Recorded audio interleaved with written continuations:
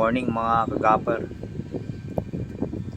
Ito yung paraan ko para palinis yung mga tari box natin para naging bago ulit tingnan. Yung minsan naalikabukan yun. Bibili lang to sa Shopee mga kagapper. Yung mga subscriber natin na tadero dyan, ganito lang gawin nyo sa mga box nyo. Yung mga box ko kasi mga gawa sa leather.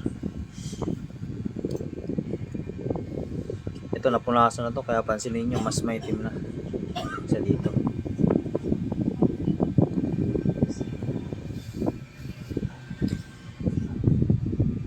Punasan lang natin ng yan para bumalik yung kintab nya. Yan ang mga kagapper. Ito lang para ma-maintain natin magmukhang bago ulit yung tela, kasi kumukupas yan kapag katagalan. Tsaka kapag minsan malikabok sa sabungan, hindi maiwasan yan. May itim. Ito medyo parang pakupas.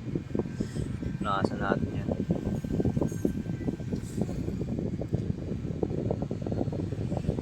Mukhang bago ulit. Presentable kapag may tatarian kayo mga kagapper. Inisin mo natin, wala pa akong schedule na tatarian ngayon.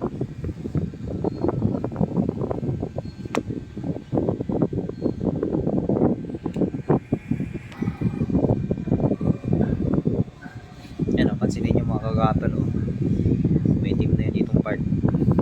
Babalik nyo yung dati naman kintab ng pagkaitim. Gumamit lang kayo ng basahan.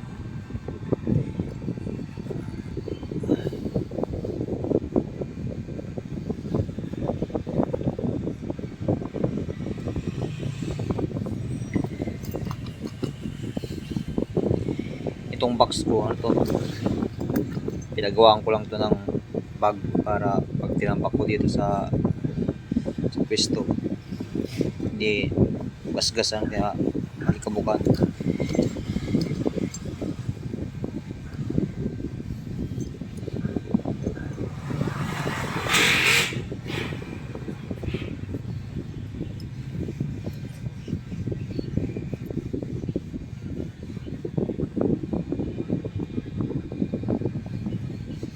Yan o, yung mga kapwa ko tadero dyan, ito lang para ng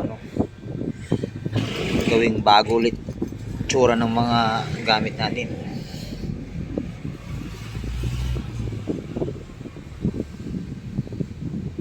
Sa natin yung sa loob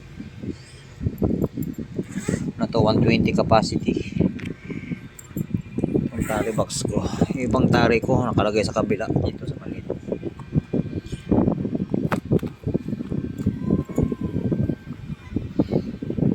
Yan mga kagapper.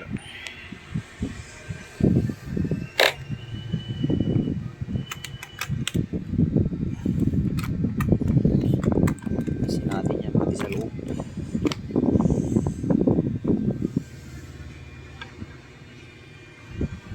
Sa labas muna to.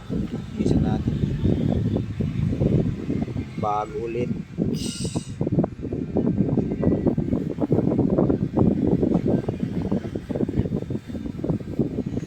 Ako na pamunas ng panyo ko.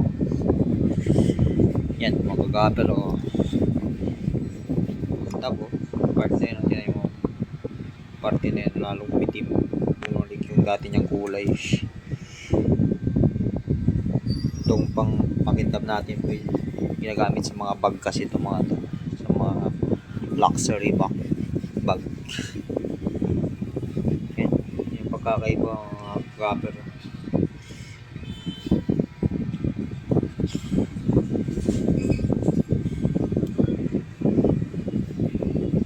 Yun lang mga idol, mga kagapper. Salamat sa panonood.